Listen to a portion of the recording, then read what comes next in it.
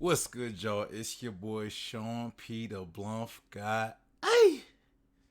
And we are back with another reaction stream. In today's video, we will be reacting to is from Den Kushi. The moon is Uranus. Before we get into it, make sure you guys hit that like button. Also, subscribe and hit that bell for notifications. Also, leave a comment. Let me know what you think of this theory. Let me know what you think of my thoughts on the theory. If you agree with me, if you disagree with me, let me know in the comments. Follow me on Twitch, Instagram, Facebook, and Twitter. And also join the Discord. And this video will be, the link to this video will be in the description as well. So without any further ado, let's get into it. From the thumbnail, the theory seems to imply that the moon is Uranus. And kind of based on the video that's on the screen at the moment. The video implies that the moon is Uranus. Now, I don't know. I mean, thinking about the god Uranus being the heavens, the sky and the heavens, right?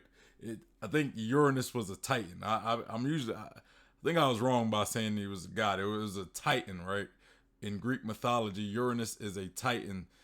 I guess the god of the sky, or he is the sky and the heavens and everything. And when you look at the moon is, I want to say it's in the sky, but it's in space at least, It's in space, but it is above us, and it does play a role in the tides, right? At night. It affects the tides, the gravity and everything of the moon affects the tides, which can affect bigger things, right? Like waves, like the waves that we see in the ocean. So, seeing how the moon does have an effect on the earth, in large, I am very curious of where this theory is going to go. I don't really know how to approach this theory, right? Because I never really thought of the moon being Uranus. But that is an interesting thought, right? That is a very interesting thought. And this is a very interesting theory to listen to. Sea levels, the moon, The islands of the and world Uranus. of One Piece vary in many different ways. In this video we'll be looking at which of these islands have elevated ground, how changes in sea level would affect some of these islands, and how all of this could tie into Uranus. So firstly, we see throughout the story that many islands have both high and low areas that appear below and above the ocean. The best example is probably Long Ring Long Land, an island greatly affected by tides. Similar to Water 7, an annual event affects the local sea levels, leaving some otherwise hidden parts of the island above water. This allows the inhabitants to travel via land to different parts of the island. So here we see how in the story of One Piece it's possible for tides to affect islands. Long Ring Island. I'm gonna have to look into Long Ring Island. It's one of those overlooked islands that I guess I kind of overlooked, so I'm not really aware of, but interesting. Let's get into it. And those who live on them. Long Ding Slong Dong demonstrates how sea levels affect where people can travel and where they can settle, but could this be possible on a larger scale? Not related to theory, but still cool, is the fact the island looks like a crown when the sea is at a certain level, which is interesting, because it's the seventh island the Straw Hats visit. The number 7 in crowns are tightly related in myth and symbology, so this is a nice touch by Oda. Anyway, let's move on to another island. Wano is Talking about them chakras. We talking about them chakras. But yeah, the moon being Uranus, like I kind of had to think about it. Like, I don't know. Because the moon is like, when I look at ancient weapons, I look at things that can be controlled. How can you utilize the moon to do your bidding, I guess, right? To do your bidding. That's kind of my question. The moon is just there. It's just there where it is. And it just is. Like you can't really manipulate the moon from what we know. Now, maybe in the One Piece world, maybe there is a way. I don't know. And I also think Uranus, like if you guys follow me, I think Uranus has something to do with weather control to a degree, right? And the moon does affect the weather. It affects tides. It affects the earthlies. It affects the water, right? Which can be utilized if you're able to manipulate the moon, right? If you're able to actually manipulate Uranus being the moon, you can have some effect on the earth and in a sense the weather as well. Raised high above sea level. Because of this, the country is effectively annexed from the rest of the world, unless a secret path is used. Wano from a top-down view seems inconspicuous, but looking from the side, we see a strange-shaped island, seemingly showing different levels at different depths. In chapter 1055 we learn that there are underwater ruins in Wano, from 800 years ago, which can still be found deep within the base of Mount Fuji. Pluton is said to be down there also. However, in order to access these places, the water level currently on Wano needs to be lowered. This is stated to need to be done physically, by breaking down the surrounding walls, subsequently letting water pour out down into the sea. This highly suggests that 800 years ago the water level was significantly lower. So, again, we have an example of an island with varying degrees of elevated land, with buildings located at different heights, in different areas, and now confirmation that a previous settlement is currently submerged underwater. Alabasta, the home of the royal Nefertari family, has uncanny connections to this also. As you can see here, the map shows all the relevant locations at the time. Notice something strange? The capital is raised from the ground? As if there was once water there. We know about Crocodile's dance powder, however this cannot be the case here, as the lower level locations in Alabasta have not recently been underwater. This means, if there was water surrounding the city, it was long ago. So in the past it's... I wonder if he's going to talk about Dressrosa as well, because I think the castle in Dressrosa was also elevated as well. And I think, matter of fact, I'm going to have to look back at the geography of Dressrosa, because I believe even the border is elevated as well. And let me know in the chat, guys, is the border of Dressrosa elevated? Because like I'm kind of drawing the blank, but I do remember it somewhat being like rocky on the coastline of Dressrosa, especially when we see the bird cage. So let me know in the comments or in the chat. It seems the local sea level was high enough to reach the city, leaving other parts of Alabasta underwater. Similar to how we saw the buildings appear buried in sand. As well as this, we see sea cats and crabs throughout the arc. Animals you wouldn't usually see in arid desert. So there is evidence that suggests the sea level was once higher in Alabasta. Now let's look at a more obscure example. That's an interesting point. Like the little crab. I do remember that crab in Alabasta. I do remember that crab. And we had the fighting dugongs, the ninja dugongs. But I think the dugongs was usually on the coast of Alabasta. Like I don't think they're like in like that crab on the other hand, that's different. Like that guy was like right in the middle of the desert. If as I remember. He was in the desert. So good point. And crabs throughout the arc. Animals you wouldn't usually see in arid desert. So there is evidence that suggests the sea level was once higher in Alabasta. Now let's look at a more obscure example, with the snow-covered Drum Island.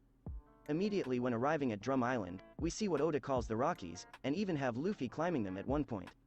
At the top of the tallest drum of land, there is a castle. A peculiar place for a castle to be built, considering how difficult it would be to build and live so high up, while being segregated from society. So perhaps it's possible that Drum Island was once mostly underwater. The top of the Rockies would act as small islands, almost like a microcosm of the current seas. Drum Island also has ties to the concept of the Will of D, as well as Kureha's secret to youth. These are ideas I believe further suggest Drum Island was affected by a dramatic change in sea level. However, I shall touch on these later in the video. Another example. During Water 7, we find out the sea level is steadily rising. Iceberg discusses making Water 7 a floating island, to avoid the Aqua Laguna, which floods the city annually, causing great damage and distress. This would also protect the island from the aforementioned rising sea level, that would eventually submerge the entire city. Water 7 is known for its shipwrights, and so Iceberg and others probably do have the skill to float an island, and even navigate one. However, not all are so aptly skilled. So here we see explicit examples of changes in sea levels, as well as characters adapting their environments to survive said changes. Zo is a city, sitting on the back of an elephant, several kilometers above sea level. Yeah. With the city itself, we see the similar circular design we've seen before. Due to Zoanisha's height, virtually no change in sea or weather conditions below affect the city of Zo. Joy Boy may have built Zo on Zoanisha, to protect its people from rising tides and outsiders. It's possible Joy Boy built Zo, around the same time as the sunken city in Wano was submerged, considering we know Joy Boy and Zunisha were close around 800 years ago. Also, with how closely tied Zoanisha and Joy Boy are, I can't help but think, Joy Boy somehow knew the tides or sea levels would change, and so prepared for it. This is similar with the Noah, found at Fishman Island. How did they know to build such a huge boat? Perhaps prophecy? See, I think I know where this is going. I think I know where this is. I think this is also playing to the theory. I forgot who I did a theory on. It might have even been Dindin Kushi. It might have been him. But yeah, there was a theory that there was going to be this cleansing by a flood, right? And I do believe that there is some evidence of a possible flood. That part of it being the Noah, right? Like when you look at the Bible, the Noah was created to carry, people and animals during this great flood that flooded the whole world for, I want to say 40 days and 40 nights. I could be off by 10 days, but it was like that. So what is the purpose of the Noah if it ain't for avoiding some great flood? A lot of people speculate that it's to move the fishermen from Fishman Island to the surface, but they're fishermen. Do they really need transportation to the surface? I mean, the argument can be made, but I don't know if they need that, So if fishermen don't need Noah, what is the Noah for?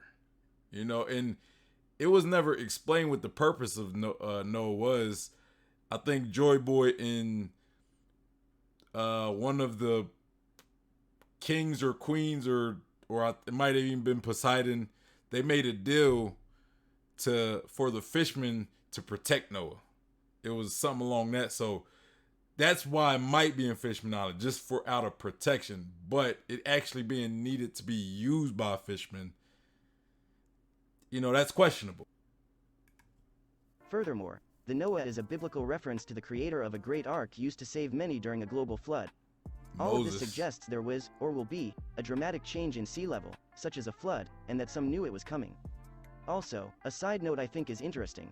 I have often wondered why Zunisha's legs particularly, are so disproportionately long. Significantly taller than even the red line, and so tall that Zunisha herself has become accustomed to eating apples that are local only to Sky Islands. Doing research for this video, I may have discovered why. On long land animals are said to grow to great sizes, due to being free from any form of civilization. These animals aren't stated to live longer than average animals, so with Zunisha's extraordinary age, I propose that the reason Zunisha has such out of proportion legs is because during her centuries of punishment, a similar phenomenon has taken place, causing her legs to extend the same way the animals on long ring do. Before moving on, I want to quickly go over some brief notes that further suggest sea levels have changed in the One Piece world. Oda has displayed the perils of floods and large bodies of water before, on different scales. During Marineford we get a taste of the potential damage a small flood can do with Whitebeard's rumble fruit. Interestingly, we also see magma and ice abilities affect each other, causing the ice to melt and liquid water to form, which is dangerous to devil fruit users considering their weakness. We also can observe the dangers of water flooding ships during Fishman Island, and in fact see a ship go down because of it. This is a nice little nuance from Oda, demonstrating the irony that even underwater, one is at risk of flooding. Other notes that suggest sea level changes have, or will happen, include the red line, a rock formation described as impassable due to its height. On the top of the red line, we have the so-called Holy Land, Mary Joa, home to Emu. Yeah. The fact the Holy Land was built so high. See, I do have a theory on some of the, when it comes to Uranus and when it comes to the red line and the ancient weapons and everything. I have my theory. I'm gonna talk about it at the end after we get through the video. just to kind of go in depth. Because I want to see where he goes with it first before I talk about what my theories are. High up suggests at least some inhabitants know about possible threats of a changing sea level, and potential flooding, a risk that is negated by living so high up. Also, at one point we hear the Gorosei discuss a cleansing. As many of you will know, a cleansing is synonymous with a flood, both mythologically and symbolically. We can bet Oda is aware of these myths, considering the amount of biblical references within. That is true. That is true. They did say there will be a great cleansing. And a cleansing could happen through like fire or water. I mean, they can also like just try to, go around killing people and everything as well, because we don't know what the SSG is. We don't know its purpose. Was its purpose just to take care of the Shichibukai? I don't think so. Which that's for a different conversation. I'm not going to talk about that. We was talking about Mihawk's scar. I'm thinking maybe he could have came in contact with the SSG, but that's for a different conversation. Within the story. To conclude, there's an abundance of clues in One Piece that show signs of changes in sea level. I chose these examples to demonstrate different ways in which Oda has shown this so far in the story. There are plenty more examples I wanted to include, however we'd be here all day. So, what could cause such dramatic change in the sea levels? Of course, in 2022 we are well aware of the dangers of rising sea levels, as climate change takes its course in the real world.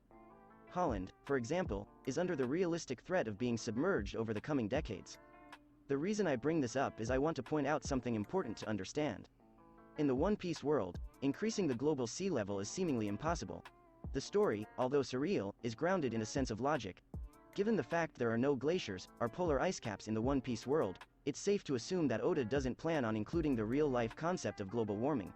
This would mean that sea levels are instead changed through tides or channeling ocean water from one place to another. So, considering islands show signs of changes in their local sea level, and even potentially flooding, what could be the cause?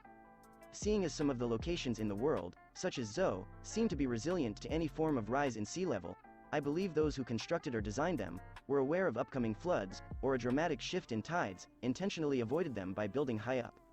This implies the sea changes were not random. It's unlikely that it was a seasonal or regular occurrence, as we've heard of those sorts of events in the story before, and nothing mentioned so far compares to global-scale water level changes.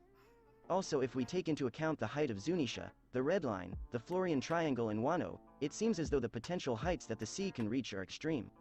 I personally believe no natural event in One Piece history would be able to facilitate such a drastic change to the seas. Either the sea level rose and fell gradually over a long period of time, or something manually manipulated the seas. Considering this, I propose there are 4 potential ways sea levels can be significantly manipulated in the One Piece world. I kind of have my thoughts on that, and that kind of does play into my theory about what I believe is going to happen, right? But since he's talking about what can cause a flood, I'm gonna kind of give my theory now because I think it's kind of a great segue into it. I think I don't know if I believe Uranus is the moon. Like you guys know that my belief on what Uranus is something that can control weather, right? Something that can manipulate weather. And that's why I'm not against the idea of it being the moon, because I believe the moon does have an impact on the weather to a degree, And it can even possibly play into my theory on the purpose of the ancient weapons. I believe that the ancient weapons purpose is to destroy the red line and pretty much destroy the red line, destroying the grand line and the reverse mountain and all that, right? And I also think when it destroys the red line, when the red line is destroyed, the weather is going to become unstable. Like you think about this big rock formation, being destroyed, like the whole rock formation being destroyed and falling into the water. That is one thing that can also increase the water level in itself. You destroy the red line, all those, because the red line is super big. So if it falls into the water, kind of like icebergs, it's going to displace some of the water and make the water rise even further. I believe that the purpose for Uranus is to pretty much prevent that, or at least stabilize the weather. You know, now I don't know if it'll be able to change the sea levels. You know, but maybe if his theory of it being the moon is correct, it could manipulate the sea levels as well. I just kind of want to throw that out there. If you destroy the red line, that will also cause the water levels to rise as well. You destroy the red line, you have this great flood. And I think Uranus's purpose is probably going to be to, change that or stop it. I mean, I don't know how, because if the sea levels rise, I don't know if you can deplace it. I guess I can't explain. It's hard to explain.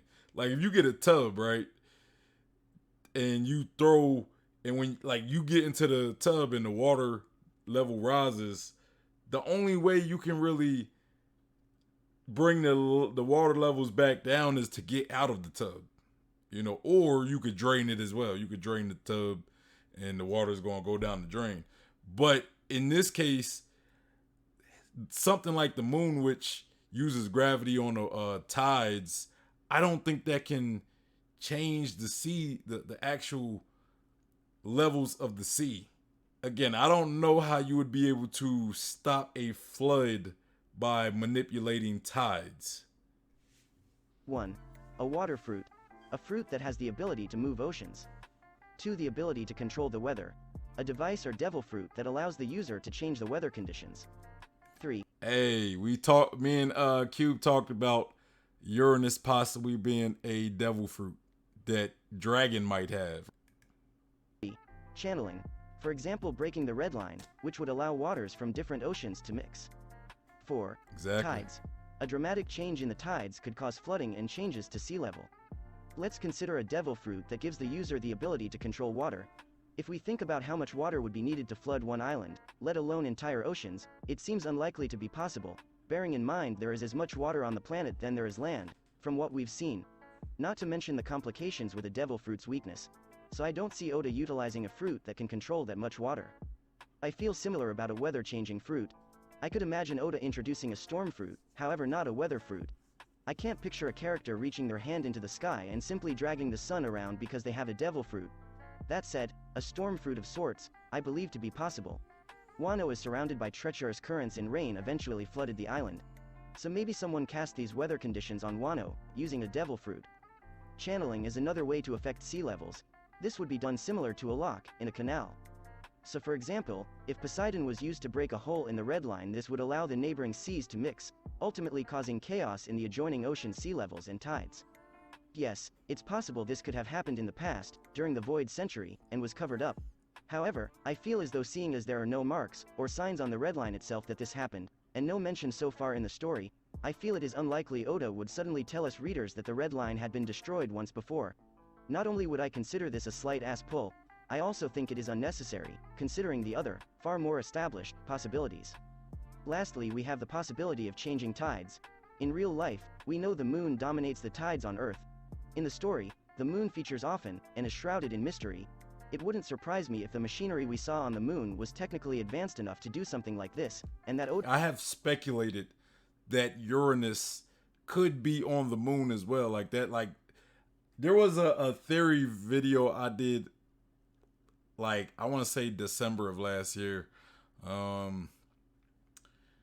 and it was pretty much talking about the moon, right? Like it was like a Reddit theory video I did, and it was talking about the importance of the moon.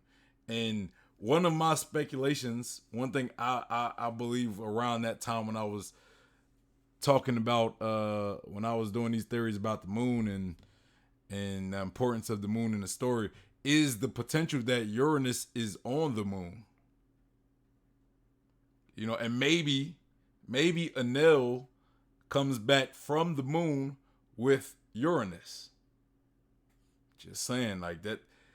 I don't remember everything I said in that video, so you guys have to go back and watch that video. I think it's called The Moon Theory or something. I posted it back in either December or January. I can't really remember. But yeah, y'all go check that out. Let's continue. Used Ennals' cover story to begin establishing the idea of a celestial device. So, I don't believe any major floods have been caused by a water fruit, as that would be a broken ability in my opinion. I believe it's possible a storm could cause a situation like in Wano. However, I think on a global scale the moon would be required, and I theorize it either controls weather or tides. A moon features frequently in One Piece. The majority believe this to be the same moon every time, despite what we see at Ohara, which I will get to shortly. This is the moon Enel travels to after fighting the Straw Hats, which he calls the Fairyverse. This is almost certainly the same moon that we, from Earth, witnessed an explosion on, subsequently causing Dr. Tsukimi to choke on his food and die. From hidden cities to ancient races, we know the moon has many connections to the characters and events in world, most significantly of which perhaps, being the history of the Sky Peoples. We discover a hollowed out door that reveals a metropolis and some murals.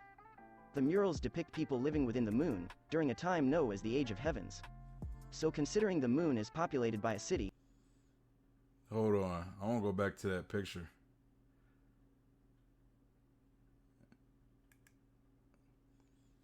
Cause I think some people made some connections with like Poseidon. It might not have been this picture, but it was like one old picture where people was kind of making connections with Poseidon and Pluton and Uranus potentially.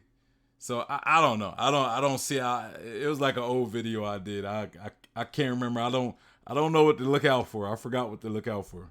Let's continue. Time known as the Age of Heavens. So considering the moon is populated by a city, inhabited by an advanced, mechanical people, and a mural found during Enel's cover story shows some sort of advanced technical craft, I think this was it, the one on the right. I think the one on the right was it. Yeah. Because we see on the bottom right, we see these sea kings and like these like sea animals, which I guess was referring to Poseidon. So on the bottom right, you see these seafaring animals, which one look like they could be sea kings or something. I'm not sure. And that's kind of referencing Poseidon. And then on the bottom left, Enel is covering some of it up. It looks like that could be possibly a ship. I don't know. You know, I mean, and I'm just going off of base of what the theory that I seen from this was. The bottom left could potentially be a reference to Pluton, you know, and then on the top right where those little moon droids are standing on could be a reference to Uranus. And if that's the case and those moon droids are on the moon and that is a reference to Uranus, that would mean that maybe Uranus is on the moon. I don't know. Now, I'm not saying that like these three references are indeed references to the ancient weapons, but that was kind of explanation that I got from the theory that I was looking at, that I was viewing. Let's continue. I think it's not a reach to assume there is technology advanced enough on the moon to control the weather. I assume the idea would be to move the moon above the area you wish to control, then move closer to, or farther from, Earth, affecting the moon's gravity on the tides. That said, we know in the One Piece story major global events seem to take place in cycles, so maybe the controller of the moon has to wait until its orbit coincides with the area you wish to affect, or something similar to that at least. This would limit the ability, preventing it from being overpowered. Seeing as we have an idea of who has built high above sea level already, this may give us clues as to who currently has knowledge of the moon's power or who controls it even. Two of the tallest places in the world are Marijoa and Zoa. Emu made one. Joy Boy made the other. Emu is alive. Joy Boy is dead. Emu's name backwards means sea, Joy Boy's is, well, nothing, so you get the idea. Emu is a candidate to have, or have had, control over the power of the moon. Also, at one point we hear the Gorosei discuss a cleansing. As many of you will know, a cleansing is synonymous with a flood, both mythologically and symbolically, which we can be sure Oda is aware of. So the Gorosei likely know about the power to change. But my question is, if if they can only flood certain areas at a time, like certain islands, let's say, why do you need the Noah? You know, when you could, because the Noah to me was like made to survive a global flood, right? And if you have these localized floods, is the Noah really needed? You know, is the Noah needed? I don't know. Let's continue. Change sea levels too. The creation of the city inside the moon no doubt happened prior to the formation of the world government. However, it's possible that after their descent to the so-called Blue World, their technology spread or was hijacked and turned into an ancient weapon.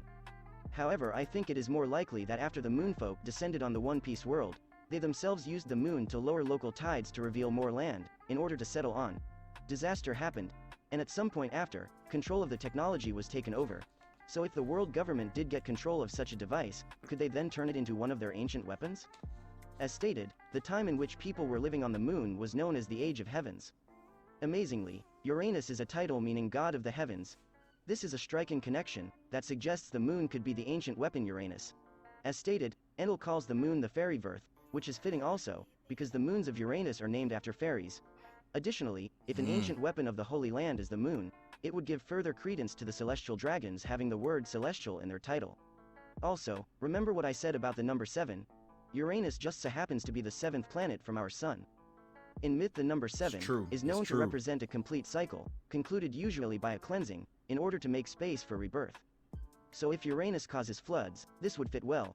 This would also mean that Long Ring Long Land, being the 7th island the Straw Hats visited and having shifting tides, is a nod to the moon affecting sea levels. We also have Water 7. Water 7. Is this coincidence? Oh, okay. I remember that being on that island. That was the island with the animals. I think the animals with the long legs and long. I think that was that island. You know, and wasn't that the island they did the Davy Beck fights? Correct me if I'm wrong in the comments or the chat, but I think that was the island they had the Davy Beck fight. With the long necked animals and the long legged animals and all that stuff. Let's continue. Finally, something that is often overlooked in theories about the ancient weapons, which is, they're ancient. The moon, as well as the technology on it, are very old, and so satisfies this creator easily. Of course, we know the world government is said to have created the ancient weapons and so likely owned all three at some point, but as we know currently, they are not all under government control anymore. On the other hand, however, for many years I've been curious what the guru to do with the moon. The murals explicitly show electrodes used as rods to command electricity, as well as automata following the individual holding the rod. The lighting fruit is connected to the moon, and it wouldn't surprise me if this means Enel currently is the god of heaven, with full authority over Uranus, even if the Gorosei have some lesser degree of authority still. In other words, it may come down to Enel to decide between the world government's agenda and the agenda of the free world. Hey, I think it would be a great way to bring Enel back into the story, you know, and it would make sense to him to have control over something that has to do with weather, right? Especially him being like lightning almost, you know, so it would be a little poetic in my opinion. Open islands such as Drum and Alabasta display clear signs of changes in water level that occurred in the past. The moon just so happens to have advanced technology inside it, and has ties to Uranus. Uranus cannot directly control the global sea level manually. As discussed, this would require magically manifesting water somehow. By using the gravity of the moon, I believe tides or weather can be manipulated to an extreme degree, enough so at least to devastate entire cities. However, this is not what I believe Uranus will be used for in the future. I believe rather than cause chaotic waters, my anus will be used for pooping. Just saying. let me stop. Let me stop. Bro, that's like I couldn't help myself. The ancient weapon will be used to instead ease tides. Specifically, after Pluton destroys a portion of the Red Line. This will, in turn, be what causes both Mary Joa and Fishman Island to be destroyed, while the inhabitants of Fishman Island will be evacuated on the Noah. This will be the beginning of the All Blue, and gradually the sea level will change, creating a new world. Oda may well have cleverly placed the islands in certain places so the final sea level doesn't cause huge loss of life, and also to reveal ancient or hidden secrets. Okay, so let's wrap all this up. I believe sea levels have been manipulated by the world government, using Uranus, to cause disastrous floods on potentially more than one occasion. Look, man, leave my anus out of this, okay? Leave my anus out of this. My anus is not manipulating any sea levels. Couldn't help myself. I'm sorry. Let's continue. Let's continue. This would be done to physically and metaphorically wash away problems the Gorosei may have with certain islands or its people.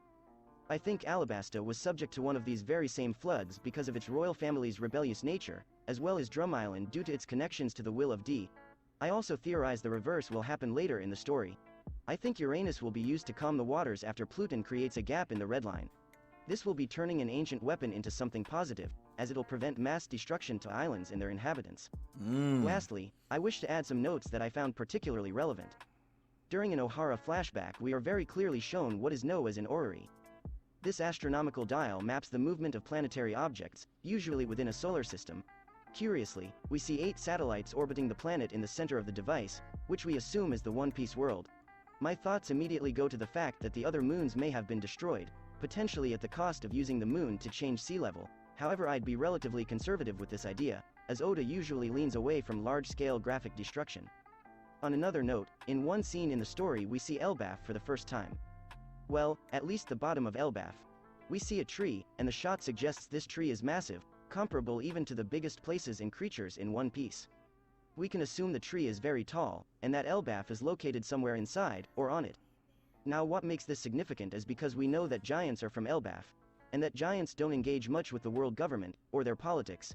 Elbaf is, like Wano, separated from the rest of the world. This could very well be because of the altitude at which Elbaf resides. Changes in sea level or any form of flooding seem irrelevant to an island of this scale, which could be the reason why the world government fails to control the strength of the giants. Anyway, thank you for your time. Subscribe for free Aponeglyph. Alright, so, see, I do believe that Uranus is possibly connected with the moon. You know, I don't know if it is the moon, but I do believe it's possibly connected with the moon. You know, I've made a speculation before that Uranus could potentially be on the moon, you know, but it being the moon, I don't think that's a far stretch, you know. And I'm also glad that Denden, he also talked about how at the end, how about the Grand Line or part of the Grand Line being destroyed and being part of why the sea levels rise, and then Uranus being used to somehow maybe minimize some of that, right? So I do like that. I do like that because that plays into what I believe. I believe that Uranus is when I think when the red line is destroyed, there will be a lot of instability in the weather in the weather, right? Because one thing we learned about the Grand Line once we entered was that every island, the weather in every island is vastly different, right? And I think it's affected by the red line, why they are so, the weather within the Grand Line and even in the New World is so erratic from island to island. I think a lot of that is affected from the red line. Like when we're in like the East Blue and the West Blue and the North Blue, South Blue.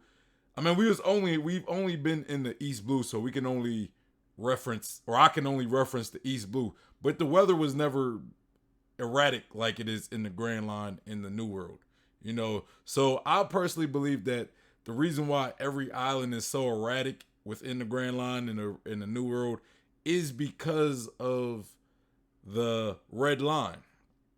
So when whatever part like Reverse Mountain and the part where Mary Joa is in the red line, when those two are destroyed, I believe that's going to create an instability within possibly the world. You know, not even just like where the islands on the Grand Line, even though they could be probably affected the most. But I think on a global scale, or at the very least on a Grand Line scale, you know, in the New World, I think the weather there will be affected like extremely. So I believe that Uranus is going to be used to somehow minimize that, bring some stability within the weather, possibly even on a global scale. Now, talking of floods, it can also, the destruction of the red line can also cause floods. It can also cause a rise in the water level. So I don't know how you stop that with Uranus though, because it's going to be the water displacement that changes. Not necessarily tides affecting these floods, but it's going to be the water displacement. So I think the only way you could really manipulate the sea levels with that is by getting those rocks out of the water, like those huge chunks of land out of the water. I don't know if you could really uh, prevent a flood caused by water displacement. Like you could stop a flood caused by like the tide of water, but water displacement, I don't think you can change with by manipulating tides. There's a theory that me and one of my subscribers came up with that maybe Uranus is a devil fruit, particularly dragon's devil fruit. Now we don't know if dragon has a devil fruit, so before somebody say, well, dragon doesn't, we don't know if he has, we don't. You're right. I don't know. I think there has been hits that he could potentially have a devil fruit, because everywhere he go, there's always some like storm or some heavy winds happening, So if that is the case, dragon could be the key to all of this. If it's not the moon, it could be dragon. We also have this belief that Blackbeard specifically is after these ancient weapons. And I think this previous chapter that we just had could potentially hint at that. We seen Caribou talk about when he learned about where Pluton is, he said something about, I have to tell a certain man. I don't know what man he's talking about, but I think one of the most relevant characters that he could be talking about, is Blackbeard. Maybe Blackbeard is after these ancient weapons. Maybe Caribou already told him about Poseidon. Because Caribou was there when we learned that Sharahoshi was Poseidon. Caribou was there at them. He overheard the conversation. Last chapter, he overheard the conversation about where Pluton is. So that leaves Pluton and Poseidon. Now we don't know what Uranus is, but one thing we do know is if Blackbeard is indeed after these ancient weapons, it seems like Blackbeard has been chasing the revolutionaries, the Revolutionary Army, right? When he found, I forgot the island they were on. But when he found that, he went to invade that island, but the revolutionaries, they left before he got there. So maybe he was after Dragon, if let's say Dragon does have the Uranus devil fruit. So as of now, that's kind of the only real evidence I have that it could be potentially Dragon, as well as the fact that everywhere Dragon goes, there is a storm, or it almost seems like he might have some wind type abilities. When he saved Sabo, that island that they're on, it's always surrounded by a storm or something. Just little things like that. That kind of shows when he saved Sabo in the water that one time, he picked up Sabo from the water without touching that water, like kind of like, hey, I'm a devil fruit user, I can't be touching water like that. So he kind of was careful not to stick his hand in the water and pick up Sabo. So that's kind of a theory that we kind of came up with recently, but yeah, I'm gonna leave that theory alone. As far as Uranus being the moon, I don't think it could be far off, right? We know that moon has an effect on the tides. So it makes sense. It definitely does make sense. All right, y'all. So that is the video. Make sure you guys hit that like button and subscribe and hit that bell for notifications. Follow me on Instagram, Twitter, and Facebook. And also join the Discord and follow me on Twitch. And the link to this video will be in the description box below with all my other links. So make sure you guys show Den Kushi some love. Anyway, y'all, I am out of here. Peace.